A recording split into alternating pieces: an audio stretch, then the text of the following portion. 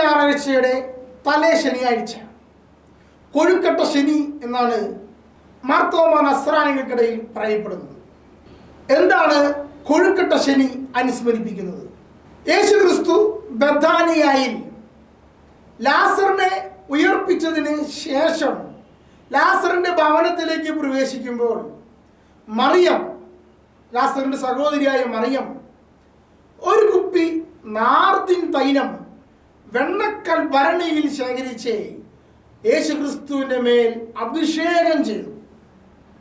വെണ്ണക്കൽ ഭരണിയിൽ ഹിമാലയത്തിൽ നിന്ന് ലഭിക്കുന്ന വില കൂടിയ നാർദിൻ തൈലം ശേഖരിച്ചുകൊണ്ടാണ് മറിയം യേശു ക്രിസ്തുവിനെ തൈലാഭിഷേകം നടത്തുന്നത്. ഇതിന്റെ അനുസ്മരണാർത്ഥമാണ് വെണ്ണക്കൽ ഭരണി പോലെ, വെണ്ണക്കൽ ഭരണി എന്ന് പറഞ്ഞാൽ ചെറിയൊരു ഭരണിയാണ്, വലിയ ഭരണിയൊന്നുമല്ല, കുഞ്ഞൊരു ഭരണി, നല്ല വില കൂടിയ നാർദിൻ തൈലമാണ്. ഹിമാലയത്തിൽ നിന്നാണ് അത് ലഭിക്കുന്നതെന്ന് പറയപ്പെടുന്നു. ആ നാർദിൻ തൈലം അതിന് ശേഖരിച്ചുകൊണ്ടാണ് മറിയം ഈശോയെ അഭിഷേകം ചെയ്യുന്നത്. അത് അഭിഷേകം ചെയ്യുമ്പോൾ അതിൻ്റെ സുഗന്ധം അവിടെ മുഴുവൻ പരക്കുകയാണ് ചെയ്യുന്നത്. അപ്പോൾ മറിയം ഈ ഒരു പ്രവൃത്തി ചെയ്യുമ്പോൾ നമുക്ക് അഭിമാനിക്കാം. നമ്മുടെ നാട്ടിൽ നിന്നുള്ള തൈലം ഉപയോഗിച്ചുകൊണ്ടാണ് യേശു ക്രിസ്തുവിന്റെ കുരിശുമരണത്തിന് മുന്നേ യേശുവിനെ തൈലാഭിഷേകം നടത്തുന്നത് എന്നുള്ളത് അഭിമാനിക്കാവുന്ന ഒരു വസ്തുതയാണ്. ഇനി ഈ വെണ്ണക്കൽ ഭരണി പോലെയാണ് കൊഴുക്കട്ട നമ്മൾ ഉണ്ടാക്കുന്നത്. അരിപ്പൊടി കൊണ്ട് കുഴച്ച് മനോഹരമായൊരു വെണ്ണക്കൽ ഭരണി പോലെ ഉണ്ടാക്കി അതിനുള്ളിൽ ശർക്കരയും മറ്റും നിറച്ച്, മധുരമുള്ളതായ വസ്തുത നിറച്ച് ഒരു കൊഴുക്കട്ട ഉണ്ടാക്കുമ്പോൾ അതിലൂടെ നാർദിൻ തൈലത്തെ, വെണ്ണക്കൽ ഭരണിയിലെ നാർദിൻ തൈലത്തെയാണ് നാം അനുസ്മരിക്കുന്നത്. ഇപ്രകാരം മറിയം യേശു ക്രിസ്തുവിന്റെ മേൽ തൈലം കൊണ്ട് അഭിഷേകം ചെയ്യുമ്പോൾ അവർക്കിടയിൽ യൂദാസ് വലിയൊരു പാവപ്പെട്ടവരോടുള്ള സ്നേഹം പ്രകടിപ്പിക്കുന്നുണ്ട്. ഈ ഭരണിയിലെ വില കൂടിയ നാർദിൻ തൈലം ഇങ്ങനെ വെറുതെ യേശുവിന്റെ ശരീരത്തിന് മേലെ ഒഴിച്ച് കളയുന്നതിനേക്കാൾ അത് വിറ്റ് ആ തുക പാവങ്ങൾക്ക് കൊടുത്തുകൂടെ എന്നാണ് ഈ മഹാനായ മനുഷ്യൻ യൂദാസ് കറിയാത്ത ചോദിക്കുന്നത്. യോഹന്നാൻ ശ്ലീഹ അവിടെ പറയുന്നുണ്ട്, ഇത് അവനോട് പാവങ്ങളോട് സ്നേഹമുണ്ടായത് കൊണ്ടല്ല, മറിച്ച് അവൻ കള്ളനായതുകൊണ്ടും നാണയത്തുട്ടുകൾ അവൻ എടുത്തിരുന്നത് കൊണ്ടുമാണ് അവൻ അപ്രകാരം പറഞ്ഞതെന്ന് യോഹന്നാൻ ശ്ലീഹ പ്രത്യേകം പറയുക.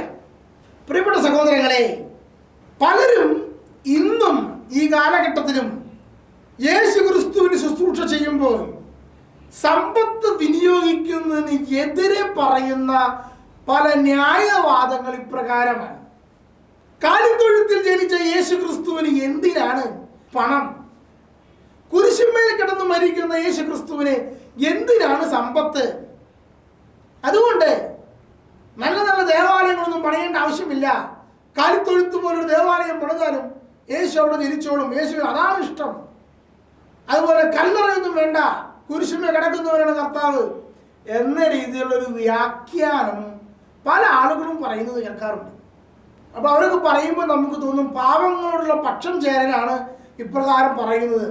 എന്നാൽ യേശു ക്രിസ്തു വളരെ വ്യക്തമായി ഇപ്രകാരമുള്ള പാവങ്ങളോട് പക്ഷം ചേരൽ ആവശ്യമില്ലെന്നും വ്യക്തമായി യേശു പഠിപ്പിക്കുന്നുണ്ട്. അവൾ എൻ്റെ മൃതസംസ്കാര ശുശ്രൂഷയ്ക്ക് വേണ്ടിയാണ് ഇത് ചെയ്തതെന്ന് കരുതട്ടെ എന്ന് പറഞ്ഞുകൊണ്ടാണ് മറിയത്തിൻ്റെ തൈലാഭിഷേകത്തെ യേശു സ്വീകരിക്കുന്നതും ചരിത്രത്തിൽ അത് യേശു ക്രിസ്തുവിൻ്റെ കുരിശുമരണത്തിന് മുന്നോടിയായുള്ള തൈലാഭിഷേകമായി മാറുകയും ചെയ്തു. നമ്മൾ കർത്താവിന് കൊടുക്കുമ്പോൾ ഏറ്റവും നല്ലത് കൊടുക്കണം. മറിയം പഠിപ്പിക്കുന്ന പാഠം അതാണ്. കൊഴുക്കട്ട ശനി പഠിപ്പിക്കുന്ന പാഠം ഇതാണ്. യേശു ക്രിസ്തുവിന് കൊടുക്കുമ്പോൾ ഏറ്റവും ചെറുതോ അല്ലെങ്കിൽ യേശു ക്രിസ്തുവിനേക്കാൾ ഉപരിയായി പാവങ്ങൾക്ക് നൽകണമെന്നല്ല. യേശു ക്രിസ്തുവിന് നൽകുമ്പോൾ, കർത്താവിന് കൊടുക്കുമ്പോൾ അത് സമൃദ്ധിയിൽ നിന്നെടുത്ത് കൊടുക്കണം, ഏറ്റവും നല്ലത് കൊടുക്കണം. അതാണ് മറിയം ഇവിടെ നമ്മെ പഠിപ്പിക്കുന്ന പാഠം എന്ന് പറയുന്നത്. ചിലരൊക്കെ പറയുന്നത് കേട്ടിട്ടുണ്ട്, ഞാൻ പള്ളിയിലേക്ക് 10 പൈസ കൊടുക്കില്ല, പകരം എൻ്റെ ദശാംശം ഞാൻ പാവങ്ങളെ കണ്ടെത്തി അവർക്ക് കൊടുക്കും. പറയുന്നത് കേട്ടാൽ തോന്നും വളരെ നല്ല കാര്യമല്ലേ. യഥാർത്ഥത്തിൽ ഇവർ പള്ളിയിലേക്കും കൊടുക്കുന്നില്ല, പാവങ്ങൾക്കും കൊടുക്കുന്നില്ല. ഇതാണ് വസ്തുത. അപ്പോൾ ദേവാലയത്തിനും അതുപോലെ തന്നെ പാവങ്ങൾക്കും അതുപോലെ തന്നെ മിഷൻ ശുശ്രൂഷയ്ക്കും നമ്മുടെ ദശാംശം മാറ്റിവെക്കാൻ നമ്മൾ പഠിക്കണം. മൂന്നും വേണം. നമ്മുടെ ഇടവക ദേവാലയത്തിന് നമ്മൾ ദശാംശത്തിൽ നിന്ന് കൊടുക്കണം, മിഷൻ പ്രദേശങ്ങളിലേക്ക് നമ്മൾ ദശാംശത്തിൽ നിന്ന് കൊടുക്കണം, അതുപോലെ തന്നെ പാവങ്ങൾക്ക് വേണ്ടിയും ദശാംശത്തിൽ നിന്ന്. അങ്ങനെ 3 പങ്കാക്കി മാറ്റി നൽകുവാനുള്ള കഴിവ് നമുക്കുണ്ടാവണം. അത് നമ്മുടെ സമൃദ്ധിയിൽ നിന്ന് തന്നെ കൊടുക്കണം.